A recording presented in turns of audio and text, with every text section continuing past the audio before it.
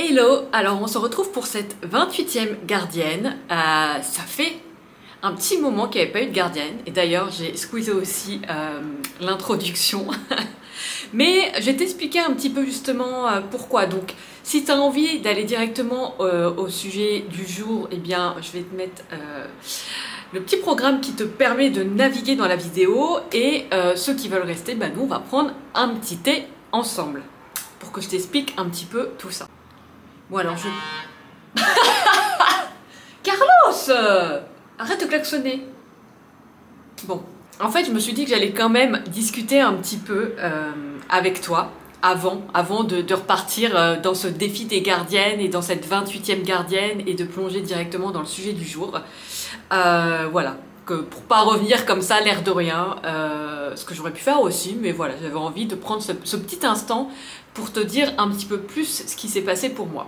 Donc j'ai fait une pause en fait dans ce défi, j'ai fait une pause depuis plusieurs semaines, et j'ai vraiment ressenti en fait le besoin de faire une pause, mais c'était pas tant une pause, c'était plutôt d'écouter mon rythme, et que je ne devais pas forcément me caler sur une gardienne par semaine et m'obliger à suivre ce rythme-là. Et donc je te rappelle ce défi, en fait 44 gardiennes, l'idée c'était que je te partage tout ce que j'ai identifié et tout ce que j'identifie sur mon chemin de liberté, d'alignement à ma vérité intérieure, comme frein, comme croyances limitantes, etc. etc. Pour justement te permettre aussi peut-être à toi de mettre des choses en conscience, en lumière, et donc te permettre de t'en libérer. Quelque part, c'est un peu toutes ces interférences qui viennent court-circuiter mon épanouissement, mon bien-être, et le fait de suivre vraiment ma voie à moi que je te partage à travers ce défi.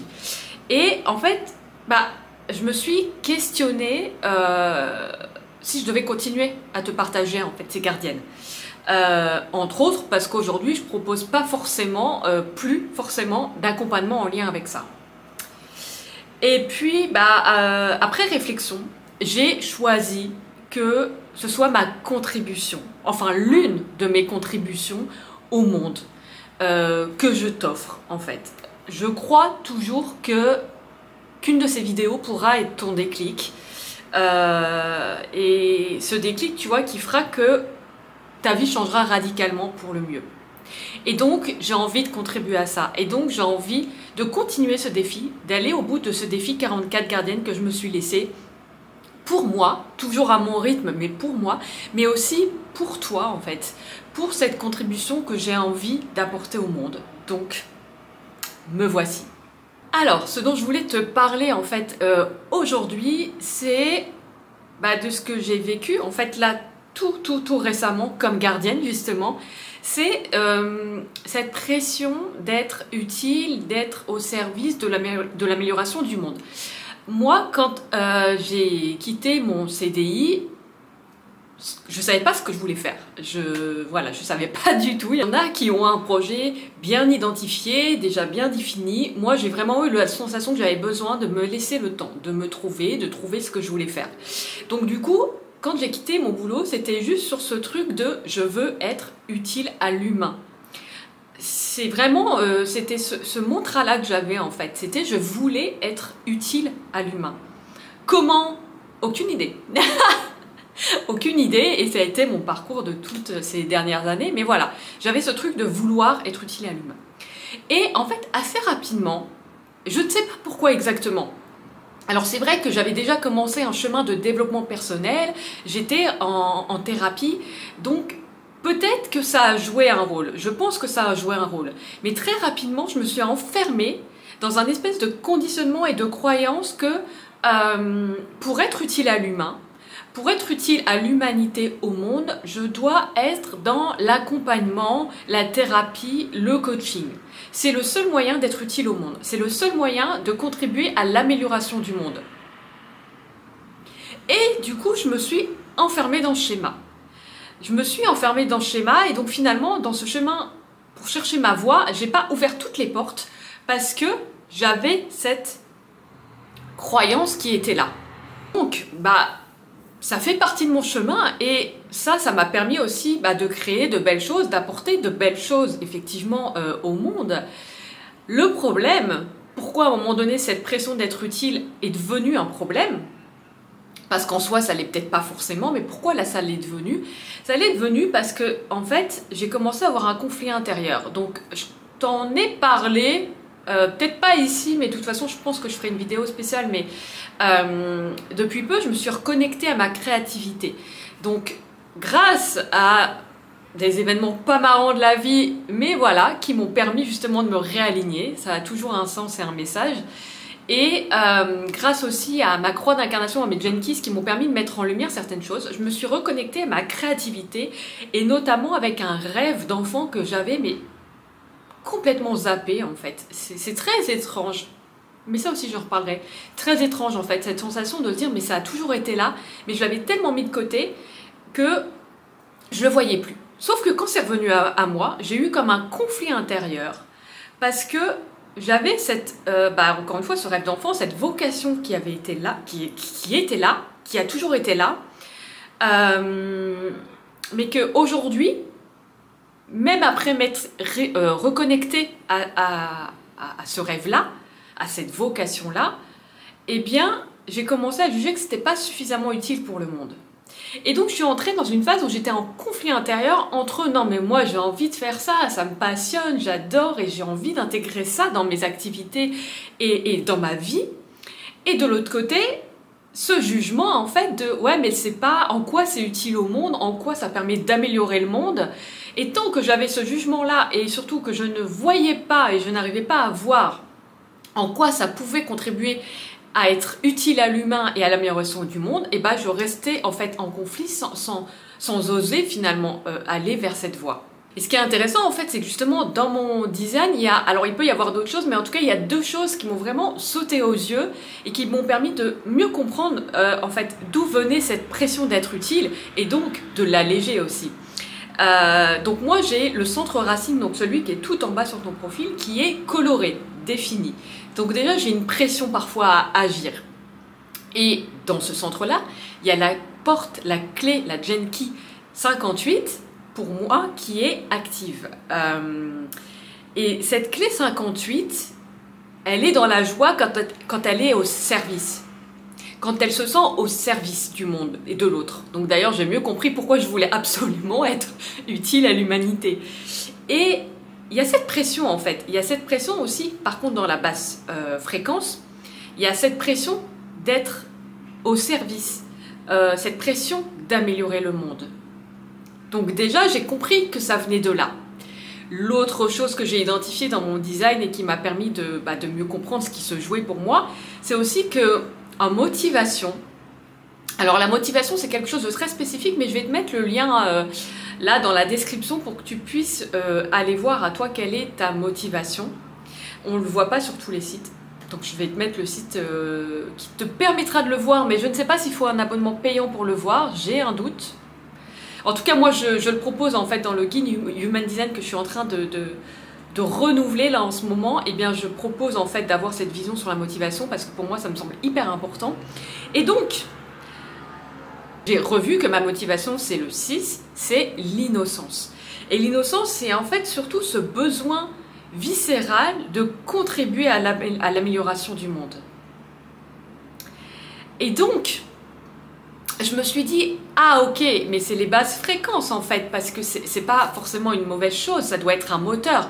Sauf que là, ça a commencé à être un frein, parce que du coup, si moi je ne voyais pas en quoi ce rêve et ce que j'ai envie de mettre en place pouvait être utile au monde, du coup je restais dans ce conflit parce que j'ai cette pression à côté dans mon design et en moi que je sens qui me pousse à être utile et être au service de l'amélioration du monde.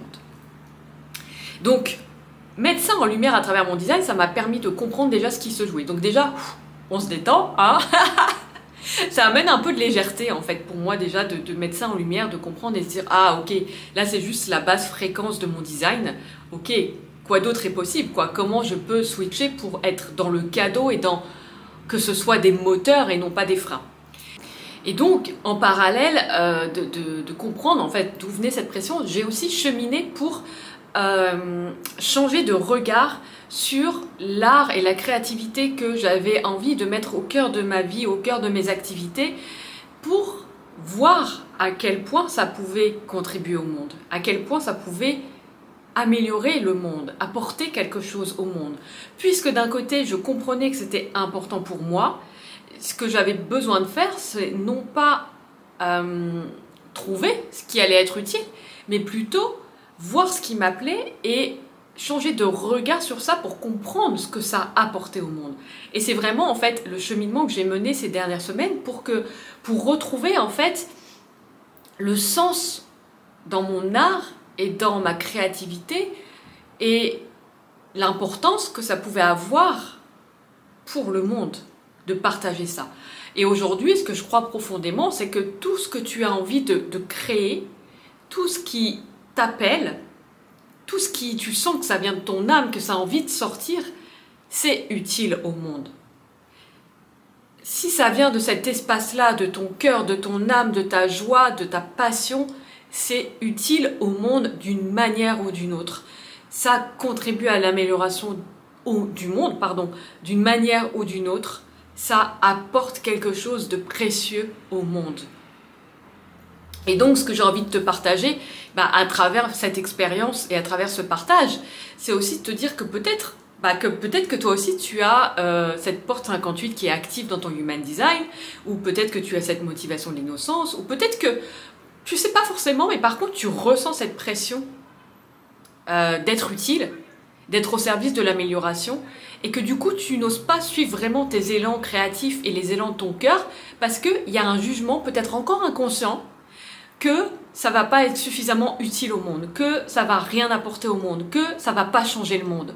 Eh bien, crois-moi, après ce chemin de réconciliation avec mon art, avec ma créativité et avec ce qui m'appelle profondément, ces appels que tu as, ces élans que tu as créatifs, ça change le monde. Ça change le monde à ton échelle. Ça change le monde peut-être dans le millimètre. Donc oui, peut-être que ça n'a pas un impact que tu vois là comme ça et boum, ça change la vie des gens d'un coup ou ça change le monde d'un coup. Mais sur le long terme, il y a quelque chose qui s'infuse. Tu contribues à quelque chose.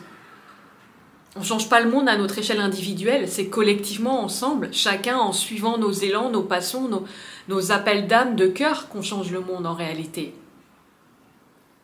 Et tant qu'on garde un jugement en fait sur ça permet vraiment d'améliorer le monde et ça ne le permet pas, et du coup, on ne fait pas ce qui nous appelle et alors, à ce moment-là, finalement, on n'est pas à notre place.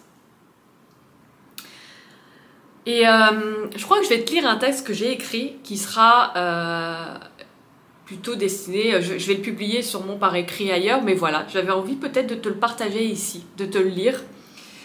Parce que je pense qu'il représente bien le cheminement en fait que j'ai mené ces dernières semaines. Ce qui m'a donné le sentiment d'être perdu, et ça reste un sentiment et non une réalité. C'est surtout d'associer place à case et de chercher systématiquement dans quelle nouvelle case je devais rentrer pour donner vie à mon aspiration, de me sentir épanouie et de contribuer à l'amélioration du monde.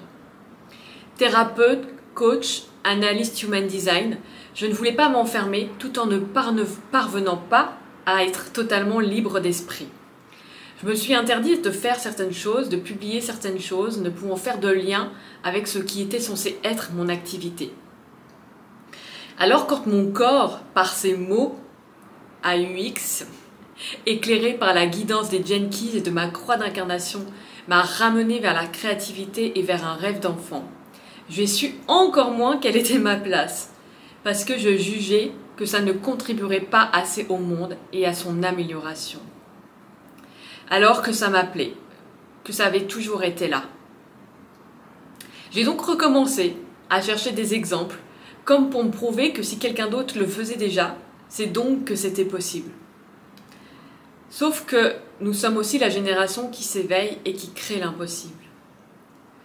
Nous ne pouvons pas attendre un exemple, nous devons cheminer pour être cet exemple et suivre notre propre voie. J'ai donc compris que je devais arrêter de chercher des exemples et de chercher ma place. Et juste suivre ce qui m'appelait, même si je n'avais aucun repère, aucun exemple pour me prouver que c'était possible. Suivre sa voie, sa vérité intérieure, en libérant son esprit des limites, des possibilités, des jugements. Et tu sais quoi? Mon chiron, tu sais notre blessure sacrée en astrologie, eh bien dans mon Human Design, il est en Gene-Key 8, celle de la contribution, du style unique, de la liberté d'esprit. Celle qui, dans sa haute fréquence, assume son unicité, crée ce qu'il appelle via son génie unique, crée ce dont elle rêve, qui vit ses passions sans limite, qui a le courage de suivre sa propre voie, qui est originale naturellement, sans chercher à l'être, à l'instar de Coco Chanel par exemple, et qui, dans sa basse fréquence, se conforme à la norme, cherche à répondre à ce que l'on attend d'elle, à entrer dans une case, n'assume pas ses élans créatifs et se contente d'une forme de médiocrité. Dans mon travail sur les Gene-Keys, en créant l'archétype de la Gene-Keys 8, j'ai écrit ceci. Par son influence, en étant simplement elle-même, elle crée le changement dans le monde et montre l'exemple de ce qu'apporte d'oser être soi. Finalement, j'étais complètement dans mon chemin, dans son défi et sa basse fréquence, certes, mais nécessaire à traverser pour en déployer le cadeau et le potentiel.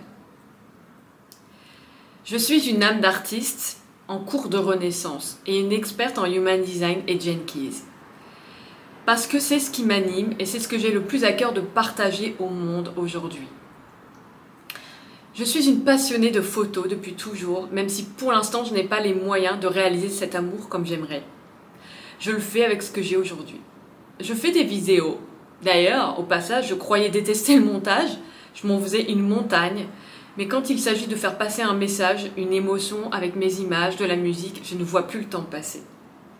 Je peins, je dessine parfois, je danse, je continue d'apprendre sur moi, sur le monde, mes expériences par Human Design, Gene-Keys, je suis inspirée par la faune et la flore, et mon équilibre est profondément en lien avec la nature qui m'entoure. Tout ce que je crée, qu'importe la forme, a vocation à te ramener à ta véritable nature, à ta vérité intérieure, au cœur de toi-même, et est au service de ta liberté d'être et de créer. Je ne créerai pas des réseaux sociaux séparés parce que mon but ultime en Gene-Keys, dans mon chemin d'incarnation, et aussi dans celui de mon entreprise des Listes de Lumière, c'est l'unité. C'est la Gene-Keys, la clé génétique 2. Et si je sépare mes univers, mes passions, si je compartimente, je retombe dans la basse fréquence de ce but ultime, de ma clé génétique 2, la dislocation. Dans ce processus introspectif, une phrase m'était venue aussi. On parle beaucoup d'arrêter de vouloir entrer dans une case, pourtant on continue à nous dire de parler aux gens comme s'ils en étaient une. Et cette phrase, c'est « Ton client n'est pas une case, arrête de lui parler comme s'il en était une ». Il ne s'agit pas pour autant de vouloir parler à tout le monde, mais de parler avec le cœur, notre cœur et notre âme. Et ceux qui résonnent avec se reconnaîtront d'eux-mêmes. Nous sommes riches de nos facettes, de nos passions, d'être tout et son contraire. Nous ne sommes pas une femme au foyer ou un homme cadre qui, parce qu'il est cadre, est censé aimer certaines choses et pas d'autres. Nous sommes tellement plus, tellement plus. Et c'est là notre beauté, notre différence, notre éclat. Alors, et après moult réflexions pour démolir ces croyances, j'ai choisi de t'accueillir dans mon univers en entier et pas seulement dans une phase de mon expertise. Et ça fait vraiment du bien d'être pleinement soi. Donc voilà où j'en suis aujourd'hui. Et voilà ce que j'avais envie de te partager avec toi. C'est vraiment un appel à oser suivre ce qui t'appelle, oser suivre tes élans créatifs, tes élans du cœur, tes élans d'âme. Et si aujourd'hui tu ressens que cette pression de vouloir être absolument utile au monde et peut-être d'avoir des conditionnements sur comment tu peux être utile au monde, comme s'il n'y avait qu'une manière d'être utile au monde, eh bien c'est peut-être le moment de t'en libérer pour oser t'exprimer pleinement, parce que ce dont le monde a besoin et ce qui est utile au monde, c'est toi. Toi, et ce que tu as envie d'apporter, et ce qui te met en joie de créer, quelle que soit la forme. Fais-toi confiance, et fais confiance que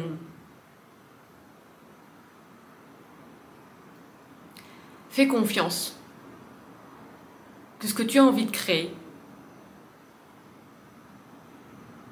Les émotions qui montent, c'est intéressant. Fais confiance que ce que tu as envie de créer est utile au monde et c'est ce dont le monde a besoin. Voilà mon partage aujourd'hui pour cette 28e gardienne. Je t'embrasse et je te dis à très très vite. Attends, parce que là, ils sont en train de déboucher genre les évacuations. Je sais pas ce qu'ils font. Ça libère, ça libère. Ça nettoie, ça nettoie. Bon, je sais pas quand ils auront fini là. Pendant ce temps. Ah, putain, ça fait du bien quand ça s'arrête.